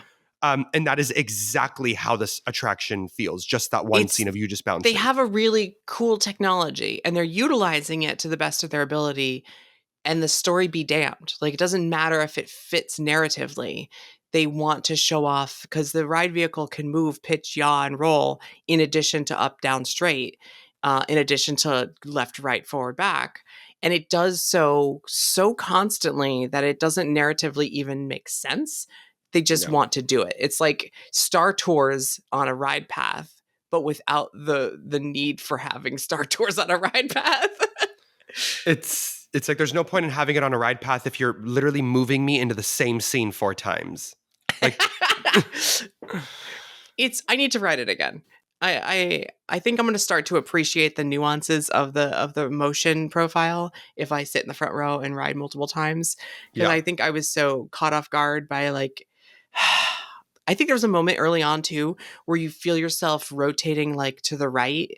The whole ride vehicle, the whole base turns to the right, and you Yeah. go from one screen section to another screen section, and like it's everyone, the hubbub of the people talking about the court case, and like it's just all screens. But the motion of turning was more interesting to me than what was on screen. Yeah, agreed. Like I was so caught up in the motion that I was like, really another screen? Okay, sure. But yeah, I honestly, the moment with just tile before we got to the screens was more visually interesting for me. Oh my god. Was that even LED? I feel like that was old-fashioned projections for that first sequence. I could not tell, which maybe that was more impressive. It didn't look as bright. Yeah. It didn't definitely match the elevator shaft that comes after it. The moment with the real ride vehicle, the elevator in front of us, it didn't match the brightness. Maybe that's why I thought seeing the elevators be 2D and then be 3D was so drawing. Maybe it was a different kind of projection. You'll have to go on it a couple more times just to see. Yeah, it felt duller. Am I misremembering it? It's the part that's in all the commercials too, like where it shows it going sideways through and then things going up and down, and we're like, "Are you going to the court case?" Of course, I'm going to the court case. Like they're just jibber jabbering on. Anyway, fun ride. Your mileage may vary, especially depending on how you feel, whether you're exhausted at the idea of more Harry Potter rides. Yeah. Seriously though, these aren't kids anymore. They're in their 30s, right? Yeah. These people are in their 30s. Imagine having your like teenage self resurrected through CG. I'd be so uncomfortable. And people impersonating you and putting words in your mouth for the rest of forever. I mean, I think I feel angry for them. Yeah, I think that's more insulting than having a Walt Disney animatronic. Like me still being alive and then not wanting anything to do with this project because obviously they've been asked to come back and they're like, no, I don't want to come back. I don't like this. I'm not having fun. And then they're just like, well, you signed on the dotted line when you were like 10 years old. So we're just going to use your likeness for everything and just deep fake everything. And it's like, oh, it's so weird. It's so weird. Yeah, it's different when you're no longer here and like let your estate pick it for you. Like, but like it's to see it. Like, can you imagine going on this ride and being like, I don't remember filming this. Like, oh my god. And again, Gringotts did it in a way that I don't know. Like, this is what should have been done when they were making the movies. This is the ride that should have happened when the last movie came out, that they filmed with the kids while they were still kids. This is the ride I would have loved to have seen like the summer that last movie came out. This would have been that moment. Gringotts is one that like, okay, now the kids don't want to be with us anymore and we'll just put them in the like beginning and the end of the ride and they'll be from far away. These kids are right there in your face and they look real and it freaks me out. And they look good. That's the scary part. That's what I mean. It looks so good. I tried to clock it. Like my second ride, I was like, let me clock this little AI face that they're doing, and I'm like, I can't clock it. It's unclockable. They look incredible. It's 100%. If you hadn't told me, I would have thought they filmed this new. Like they somehow bioengineered people to look exactly like them, and they have filmed it new. Insane. And they sound right. They do. They Even think Hermione. we're imposters. Like, no, she sounds right this time. They got it. Oh. So, yeah, everyone go on the ride and formulate your own opinions. And hopefully we haven't influenced your opinion. Because certainly other people did not influence my opinion because everyone said that this was the greatest thing that they've ever experienced on planet Earth. We really had fun in the queue. We liked the queue. So I'm not even sure it's a Harry Potter problem. Yeah. I don't know what to put blame on. Is it me? Am I broken? Am I damaged? Everyone else likes this ride. What's wrong with me? You'll have to go on it at least a couple more times. At least one more time, and definitely the front row for sure. If I get a virtual queue, I'm going tomorrow. I was going to film a vlog tomorrow, and I'll give my new updated thoughts on the vlog. because I really Perfect. want to like every ride at this park. I think it's one of those things where even if I don't like it that much, I'll still ride it a lot because it's impressive. That's the word. It's not a bad Like, ride. It's not a bad ride. It's just like I just would have done things differently, way differently. And if me as I'm not an Imagineer or a Universal creative or whatever, I'm just a regular consumer. So if a regular consumer who isn't even like an artist in that way is coming on and being like, I would have not done that. I would have done this, this, and this, and my idea is way better than yours, then we have a problem. So it's a Harry Potter ride, so there's too many cooks in the kitchen. Like it's hard to yeah. get anything approved for this company. So who knows? Who knows? I don't. It's what it's. I'm trying to think of a comparison. Like Rise of Resistance to me, has lulls in it, and it's moments where like I think, okay, well, it may be the most impressive ride ever, but it's still not the most fun ride for me. It has moments that I really enjoy, but most of it's just like, hey, we're traversing hallways. Like it's not that exciting. And I think maybe this is like that too. So maybe the Rise of Resistance comparison is apt, where it's like, yeah, it's the most impressive ride. It doesn't necessarily mean I like it the most. Agreed. Agreed. Yeah, But I can besides be that, impressed, but I think, yeah, I know we're way over time, but I don't think no, there's it's anything else to fine. cover. When we're Is doing a there? review of Epic Universe, we need an epic amount of time, so it's okay. Agreed. Agreed. But, Did you besides that, like we Pizza Moon? loved, loved Pizza Moon. Like literally no notes other than the fact that I just hate it operationally. I'm like, I loved it, but I hated it. No, I think Love that the food though. love the food. It just doesn't make sense to me because here's how it works. You mobile order your food, you pay for it. And then you can't click like, okay, I'm here, I'm ready, like prepare my order. You can't do that until they give you a table and you scan the QR code at your table. But they make you wait a stupid amount of time to get you seated. So your food is already ordered and paid for. And then you have to wait however long, which we didn't wait too long, but the line got so long after we sat down. So people are waiting Yeah, for imagine all those people waiting 35. half an hour for a table and then another 20 minutes for their food. Exactly. You wait half an hour for a table. And then once you sit down, that's when you're allowed to click on, okay, I'm ready, prepare my order, which then they barely start getting started on your order, which is Right. criminal. It's just like operationally, that just doesn't make sense to me. There's got to be a Which is why different it's way. like full service, because full service would be the same way. You go, you wait till your reservation time, you go to a table, Exactly. someone comes to your table or takes your order, then they go make your food. It's very much that, except it's quick service and it's not quick. It's not quick. So I think that was my one thing is I obviously prioritized attractions this trip. And unfortunately, it compromised food. Food here takes so long that unfortunately you do kind of have to choose like, okay, am I going to eat multiple things or am I going to go on multiple rides? Because I can't eat multiple things and also do all the rides. Even So the line for the mac and cheese cones being 20, 30 minutes, like the thing that insane. should be the fast option. Like, cause I always say, like, do the windows if you're trying to do rides because you don't have time to sit down and eat. And then even the windows take forever because the good food, like the reputation has preceded itself and everyone's in line for the good food. They opened more kiosks, so hopefully that helps take some like stress off of the other locations. Pizza Moon, unfortunately, Yeah. because of people like me, is getting a reputation and now it's getting popular. Eat at the weird times. We hit it at just the right time. Right. Where Right. imagine if we had gone half an hour later, we would have been stuck in line for half an hour. So we hit it just the right time and got a table. It only took like 5 minutes to get a table, if that. So eat lunch at 2:30 or something. Eat dinner at like 8. Like eat late both meals or eat early both meals. Because right now in previews, the park's opening at 11. I can't do my normal thing of eating early. Normally I go and eat the second a restaurant opens. And that's the quickest. Like, but I've already been in the park for 2 hours and did rides. So you can't do Right. that this time. Exactly. Like the park opens at 11. I'm not going to go eat at 11. I'm just really happy about how successful my day was and how many of the attractions I did I did all the shows too. So that's why like next time I go, I don't need to do any of that. Like I'm just gonna be treating it like I do Epcot. I'm gonna walk around, I'm gonna sit, I'm gonna lay down on the grass in front of the fountains, I'm gonna eat all the different things, and I'm not gonna prioritize attractions. Well, what attractions will you ride though if you're going to do a couple rides? Like if you're only doing 2 or 3 rides, what are you going to do? Every single attraction for me has a threshold of what I would wait for it. Monsters Unchained, I will not wait more than 60 minutes. I think 60 minutes is my cap for that. That's a Um, long time. That's a long time. And I do think that it's worth it. And I love the queue. Like the queue is just so amazing that like if you trap me in that queue for an hour, I'm good. Like it's indoors. Even the outside queue that we waited in was completely covered and really cool and really Yeah, nice. yeah. The covered part of the outside queue Temperature-wise, was actually really nice. Yeah.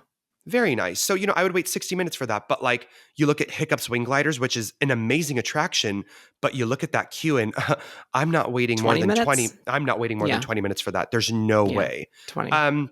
Yoshi, 5 minutes. Donkey Kong, I'm not waiting for that. What else? Ever. Ministry, I would wait for, but I think the queue is a little intimidating for me because I feel like I'm trapped with no way out.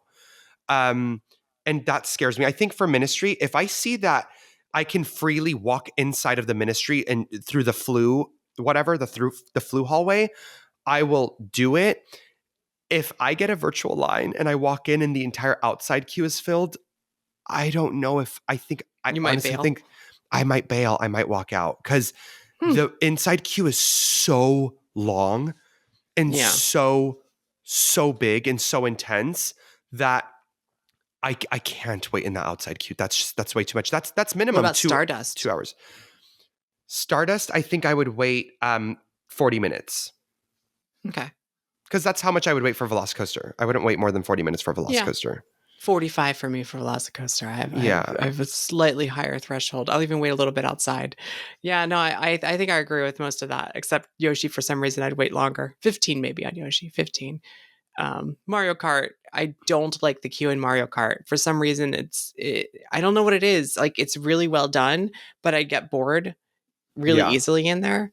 Like it's like there's only so long you can sit and watch the little things get built on the assembly line before the you pick up your visor before I start to lose my mind, and I'm in that room for so long. So like maybe 20 minutes, maybe 30 for Mario Kart if I really haven't done it in a while because I've been hankering to do it now.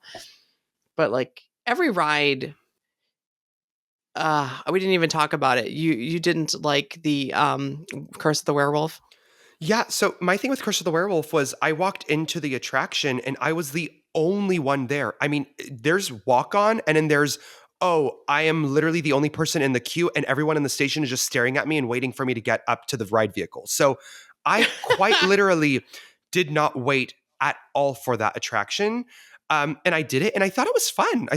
But like, I thought it was fun because I didn't wait for it. I think that if someone would have held me captive in that queue for 30 minutes, and I would have done that ride, I would have been pissed. I would have been like, there's no way I'm doing that again.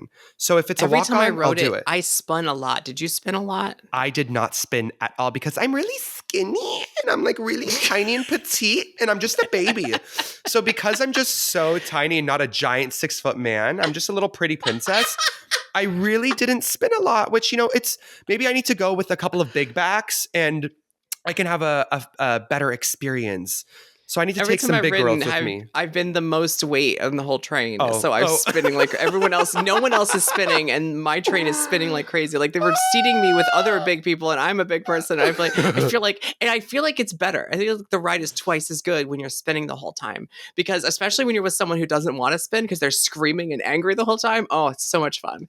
I do like it. I liked it better at night because you don't know where you're going, and the barn scene looks even more impressive at night when your eyes are adjusted. Yes. Like this is a flashing non-motion werewolf that somehow I'm okay with. Disco werewolf from the start, so at least we're not missing out on anything. Looked really good. With it. Yeah. Not okay with Maleva at the end. Not even a little bit. Like, please, not like genuinely, even a little. Remove her. Like, if you removed her, just remove her, please. If you removed her and we just got a scene with nothing in it and just some banners or some flags and then the audio that plays, it would be less insulting than what they have there. It is so bad. It is a department store mannequin, a literal department store mannequin with a costume on it.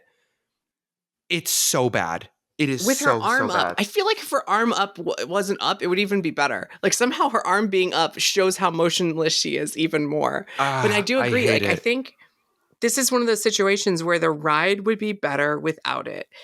And we're still in previews, so I still have hope that this is like a Big Red situation on Kilimanjaro Safari, where so many people complained in the previews that there was a big giant dead elephant that they eventually removed it before the park even opened. And I got to go to Mm. previews for cast members, and I saw the big dead elephant, and I remember getting off it and going like, y'all told us that all the animals here were real, and then you have two fake elephants at the end of the ride. It kind of goes against everything you told us. And they're Yeah. like, yeah, we're working on it. And they removed it, but they kept the baby for like 10 years. I think this is a ride that would benefit from removing it because it just looks bad. It just looks so bad. And even if it was animatronic, I feel like it would look bad. I feel like it's in like everything going against it. It's in broad daylight, just standing there. And we're stuck like on a brake run looking at it for like, I got stopped there. I was looking at it for 10 whole minutes, Oh no. analyzing its Oh terribleness. hell no. Like the mannequins at ET at least move. Like this is just put it on a Oh. turntable or something. It's so bad. I Like a lighting effect on the banner that with like with the voiceover would be like seriously the ride is 50% worse because of her existing.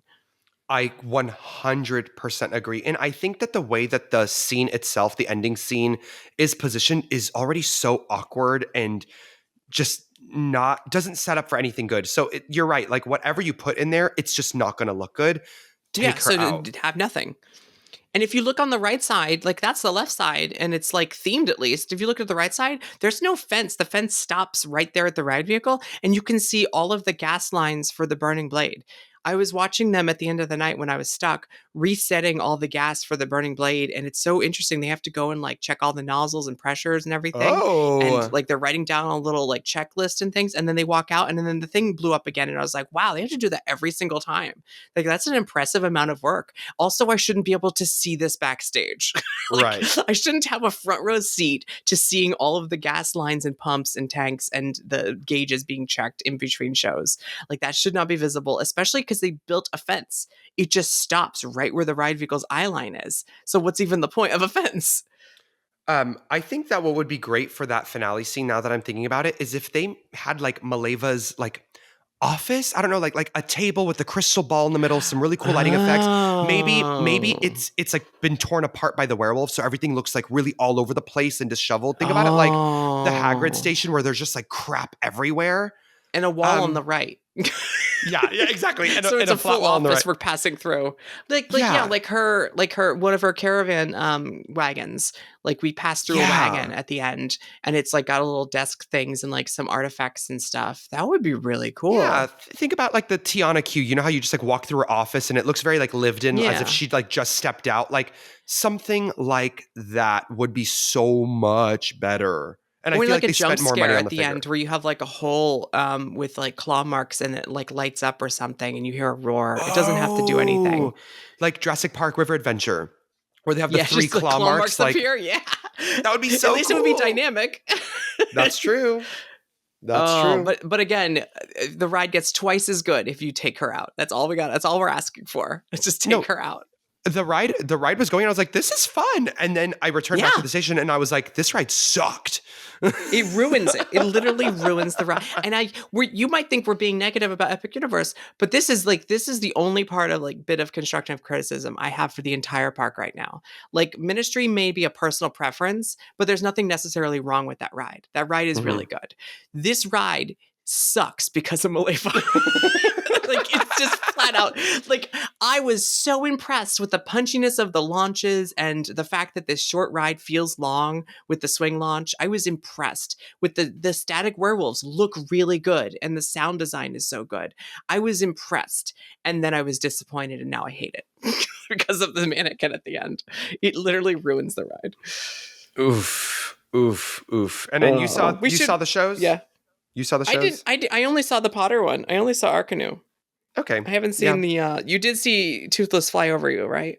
I did, and it was beautiful, and that Okay. was the Okay. only part of the show that was good. But anyway, moving on. Universal has yeah. We don't want to be too negative. Of We don't course, want of to be too course. negative. Those shows are Um, impressive. They're technological feats. they're technological feats, and they're really creative. Like, just Yeah. like they have some moments in the shows where you're like, "Whoa, I was not expecting that." That is like jaw dropping. But I think that.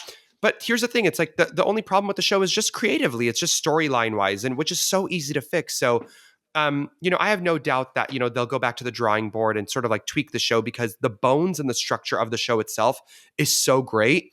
We just need a script change, I think. That's my only Well, like gripe. I said And with the Arcanu show, I really do think like we're missing a tiny little scene in the middle with Skender to add more danger. sure. I think that the ringmaster Skender needs to scare the woman to run away, and that would fix the whole show for me. Like because otherwise the poor man's being murdered at the end, and I'm not sure he deserved it just for Yeah, stealing a suitcase. he's like, wait, I'm confused. Like I thought things were up for grabs. Yeah. Okay. Yeah. uh, I get it that he stole all your animals, Newt. I get it. But also, we as an audience need to have a more emotional investment in the main character's danger. Like, I feel like we don't know him that well as an employer to know how dangerous he is. And the house elves talking about it earlier isn't enough to set up. I'm going to relate to the human character. Let me know through the human character, the surrogate for me, that I need to be scared of Skender. That way, when you murder him at the end, it feels more rewarding. yeah, for sure. But the show is very, very cool, and I loved that cue. Oh my god, uh, I love that Did you cue see so the much. mirror gags in the circus queue? No, what mirror There are gags? multiple mirror gags to make it look like it goes on. There's even one that's like a backstage area where you're looking over top of the part of the tent and you can see backstage like in the tent and it goes on for deeper and deeper. And there's another part where it's a round circle area, but it's a flat mirror. So it like looks like a full circle. Like they took a very small space and they made it look bigger because the idea is that you go into this little tent and then it's huge on the inside and they made it Yeah. look even huger with mirrors. And I was like really Oh, impressed with that. just the entire like theme of the like 1920s Parisian cirque is so beautiful. It's so good, and I'm so happy that they added it. And honestly, it doesn't feel very Harry Pottery or Fantastic Beasty in some areas. Like I forget I was in the Wizarding World. It just felt like I was Yeah, other in than some a music cues, I wasn't really getting Fantastic Beasts that much. at all. It was like it just felt like I was in a gorgeous Parisian cirque, which I loved. So And good. you and I talked about it, but that pre-show is good. That That pre-show is writing pre-show checks that I'm not sure the show can cash. The pre-show is honestly a little too good. Like I think that if they want to set the show up for success, they need to tone the pre-show down a little bit. It's too good. It's too so good. theatrical, and It's then the show too good. itself is a little flat by comparison. I need By that level of theatrics for the show. That's why it sets me up for something like you just said that it can't meet. Because literally when the pre-show ends and those doors open, my heart the was racing. crescendo. I I was know. like, oh my gosh. And the AC in there is the best AC in the entire park. I was freezing. The AC in the main theater for the Cirque show is incredible. I wonder if that's so that the special effects work properly because it's a lot of mechanics. Sure. And I'm we're sure. not even going to spoil the show. We'll spoil all the rides, but I'm not even going to spoil the show because it's Yeah. really cool looking. It is super It's really cool. You cool. got to go see the show. It's actually really quite impressive, and entertainment kills it. Like this whole park, all the entertainment is top notch. All of the characters in Darkmoor and Dragons, and even in Potter, are killing it. And they're all like really invested in their roles and making the places feel lived. I think that's what makes Epic Universe feel different than other Universal parks is that they're leaning into the immersion in a way that even Islands doesn't. The performers are truly making the entire park. And it almost feels like maybe they weren't even set up for success in a way. And like they're doing their own work and their own research to make the roles and the character and the lands better. You know, like even in the shows, like, you know, the script might not be that great, but the performers are breaking their backs to make the show great. And that is what is so, I just love it. I love it so much. You can just tell like talking to the characters in Darkmoor that they all have like their own, like they're talking backstage and coming up with backstories for everything that may not necessarily have like the designers built this world and then they probably have like binders of notes that they fleshed out the stories based on what they see and they all share notes because if you talk to one character in Darkmoor they can corroborate different stories that the other characters are talking about so there seems to Yep. be some through line. They have disagreements about like who does what and what does what and that makes it even more interesting. Like there's this new storyline now if you talk to the Invisible Man about why he wasn't captured and he's like well Victoria doesn't think of me as a monster. I'm like oh my god that's Period. brilliant. Period. So But I mean, it's just like real life. It's like, you know, everyone has their own perspective of what happened during this one yeah they all have situation. their own point of views. They It's have so their own point of so views. lived in. It's so lived in. And you know, I met the bride and she had a lot to say.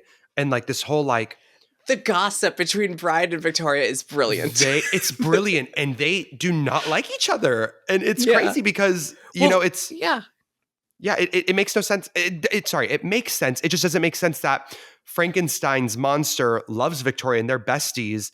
But then here's the bride who's like, I'm smelling She something breaks him fishy out over every once here. in a while so he can see the world. But Exactly. he always goes back to Victoria, and that makes the bride angry because Yeah. she knows that he deserves to be free, and is like Oh, she's always catty about Victoria because Victoria's gatekeeping her man. that's amazing. That makes perfect It's sense. it's brilliant. So from Victoria's point of view, she's like, well, he's under my employment. I built him. That's what he's for. And Bride's like, he is a thinking being. He has a free will. He should be free. And it's like they're both like kind of right, I guess. Yeah. I'm a Victoria stan, so even though she may be wrong, I'm on her side. I love her. She's so hot. I'm literally physically confused when I see Victoria. Not the pre-show Victoria. That one I'm like not very fond of. But inside the attraction, I was like, damn, she's kind of hot. Like they kind of made her a little too sexy. They made When she all of those comes out, monsters way too sexy. when she comes out and like all you see her full body and you realize she's got like buckles everywhere in her She's like cinched. goth uniform. I gagged. And she's got that like flamethrower thing. I was literally clutching onto my pearls. Even the end when she's like, all the monsters answer to or I don't know what she says, but I was like, damn, she's kind of really sexy. She's like really hot. What the doctor means is, we hope you enjoyed your tour. He's Dr. Schwartz. I can't not do different choice. Yeah. And only good reviews, yes? Only good reviews. It's so funny. I love it. All right. And this is our good review of Epic Universe. Epic This Universe is not a complete amazing. review. We're still in previews. We're still in previews. Epic Universe as a whole is incredible. It's amazing. I genuinely don't have enough great things to say about it. It feels like a completely different quality of park compared to the other Universal parks. I'm sorry, I don't mean that as a drag, but it just doesn't feel like the other two parks in the best way possible. And this is exactly how it felt going to Islands of Adventure after 10 years of going, or 9 years of going to studios. Yeah. Where like studios, you knew you were in a studio park, and you knew like the themes of the buildings was sound stages, and you go into the like behind the scenes of how movies are made. And then as you get deeper into the park, then you get more and more immersed, where like Amity Island was the most immersive land in the park, the furthest away, because now you're in the actual environment. And then Islands of Adventure took that and it's like, okay, all of them are immersive. You're in the immersive environments, but it still mixed them in a way that you could see the other lands from across the water. So then this is like the next evolution of that, where you are locked into just the immersiveness of one world. It just feels like, as a theme park fan, it feels so expensive. So expensive. The quality is insane. It's like it's giving John Hammond spared no expense, but actually means it. Like it really, like it was the moment it hit me, it was like on my third visit, I'm in the Das Steakhouse for the first time, and I order a meal, and I'm looking around, and I'm looking at the rockwork, brickwork, the collapsing wall, and the lighting effect, and like a grate with like roots growing through it, and all of the scary like vampires with stakes through their hearts, giant murals, art. All of the chairs weigh like 100 pounds and have bats on them, and like clearly is custom made. And I'm sitting here going, this level of theming in a restaurant is not something I've ever seen except in the Potter restaurants. Like maybe Mythos, but even then it's more of just glamour and Cheesecake Factory than it is like like giving themed. Totally. As more decor. This isn't decor. This is themed. There's a story behind every crevice in this establishment. The lighting changes every 5 minutes to like give like the vampires are beneath us feelings. The catacombs are like the red light of the catacombs is let in every once in a while when a vampire comes by. Like it's got story behind it. And this is something they don't usually do for their in-house properties. This is Universal Monsters. Like they could just do like the original concept for like the drive-in movie thing where you go into the screen. No, they made a lived-in Darkmoor, and they made this restaurant. And I'm sitting here going like, this is a $40 million restaurant that I'm sitting in to serve me a little cake made that has maggots around it. Like I'm astonished that they got it done. I don't know how they talked Comcast into it, but they're trapped with it now. Like, no matter what, this is going to exist forever because there's no retheming this. This is purpose built to a point where you can't get away with changing this to something else. We're It's so monsters funny. forever. You're like sitting in a multi-million-dollar restaurant and you're eating a chicken tender with a skewer stuck in it. Like, I know that's about to be you. I know. The only reason I didn't order it when I went is because they didn't have kids meals yet. They temporarily were discontinuing all kids meals across the park, and I was like, why? And I thought they were going to take the skewers out of them because choking hazard to have pointy skewers in a kids meal. And then I saw a picture from yesterday, and they are serving them with the skewers again. I was like, thank God, don't go back on it, Universal. Be the dangerous Disney. Put the skewers in the stick in the chicken. No, I got the chicken wings, which were really good, and it had the skull the black cornbread. sauce. Yeah, I don't know what it was. It tasted almost like sesame oil teriyaki style. Like, I wasn't expecting it to be Asian inspired, but it was delicious. Great. But seriously, the theming in every establishment, like the Pizza Moon and the kinetics and everything moving around, and it's like, how did this make it through all of the levels of approval and not get cut? Like, how did we get this perfect restaurant? Yeah, I think I'm just not used to having new spaces that almost feel like something that would have been built in the 90s. It's like, oh yeah, we don't value things like this in today's day and age. We don't value an entire restaurant of all these painted flats all moving, and like that's something that they did in the 90s. And it's something that we pizza grip was onto. very 90s, yeah. And so the fact that like it's a brand new thing and they're sort of like going back to the old drawing book and they know what works and they're giving us something, but then also like modernizing it by still having the screen windows and like still making it 2025. It feels so good. Everything just feels so well thought out and everything feels very expensive. It's very expensive. And that's why like I sat in Toadstool Cafe and had dessert. Mm-hmm. And they have the cute little windows with the toads outside. Yeah. And there's a windmill scene, and I saw a toad as I'm filming it with my phone, and the toad comes up to the window and like waves. And it's just a cute little happy moment. And I was like, oh, I love it in here. I could stay in here forever. And then like every once in a while when the airship attacks or whatever, it makes it interesting. And it's like so well themed. And it's like, okay, well, this is Nintendo. I expect it for Nintendo. But then when Meat Hall or Das Steakhouse is also just as well themed, like it's different from Universal, what we're used to. This isn't no offense to DreamWorks Land, but this is no DreamWorks Land. All offense to DreamWorks Land. Yeah, you can tell a budget and a no budget. Yeah, it's great. It's great. Can't wait for everyone to experience it and formulate their own thoughts and opinions. I can't wait to go back and just sort of enjoy other parts of the park and just soak it all in. And Alicia and I will be back. Alicia, we have 2 days together in the park on my next trip, right? Am I going with you both those days? Oh my God, I am. So I have 3 days in Epic Universe in a month, or is it 3 weeks or in a month? I'm going back to Florida. I have 3 days in Epic. I think 2 of them are with Alicia, and we have some really fun stuff that we're doing in Epic Universe. I cannot wait. I mean, we can say we have reservations for the Darkmoor monster makeup. Yes, I feel like if anyone's listened for the last hour and 45 minutes, you deserve to know that we have reserved our Darkmoor. We were one of the first people to reserve a Darkmoor monster makeup when it became available. I'm so excited. We are going to look crazy. We're going to look so insane, and I'm so excited for it. And we'll film that day, but we're going to enjoy ourselves on the second, I think, on the other day. Anyway, there's still a billion other thoughts because this isn't just like a new ride opening. This is a whole new theme park. So we barely even scratched the surface. Right. Like we could probably do a whole podcast on Moonship chocolates and celestial sweets if we wanted to. Yeah, 100%. Captain Cacao, my baby. Supposedly sold out till August is what I was told. That's insane. I'm like, y'all need to get to Kraken. That is crazy. I would die for him. I mean, I would die for him too. He's so good. That bucket hat is delicious. Wow. I think this is the longest episode we've ever recorded. It might be. And we didn't even mention, I think my best meal at Epic Universe may have been at Helios. Oh. Yeah, I was there for opening day at the Helios Hotel just for dining reservations. And I went to the Flora Taverna, which is on the first floor.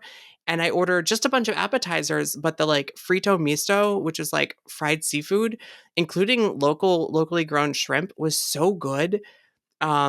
Everything I got there was so good, and I want to go back and order some more. What's great is that this quiet little like nice lobby of this hotel is something you can actually go enjoy just by walking out the back of the park. They do not restrict it to room keys only. You can go there to Helios and go and order at Flora Taverna and have a really quiet, nice sit down meal and then go right back into the park. And I have a feeling they'll probably have reservations open the day of. Like, I have a feeling it's not always going to be booked solid the way that Bar Helios will for the next 3 months. Yeah. So it's a little pricier. Obviously, like the quick service locations in Epic Universe are already more pricey than we're used to at Universal. Like my wing meal was like $20 or whatever, and that's a quick service. So if you go here and you're expecting to spend $22 anyway, like it's a really good meal. And it's like a high quality meal that it didn't feel like I was at Universal. And maybe because it's a Lowe's hotel, I don't know, but it was super fancy and delicious. And I had a view of the park right out the window. You can even sit on the patio, overlooking the whole park and eat your food. So it's just something, if you're looking for an escape, like from the madness of Epic Universe, just walk into the hotel and look around. Like there's nothing stopping you. I'm definitely doing that next time. I cannot wait. Yeah, just to go look, like you can go out to that overlook with the big statue with the bow and arrow and just stand there and look at the park. It's beautiful. And then go right back into the park.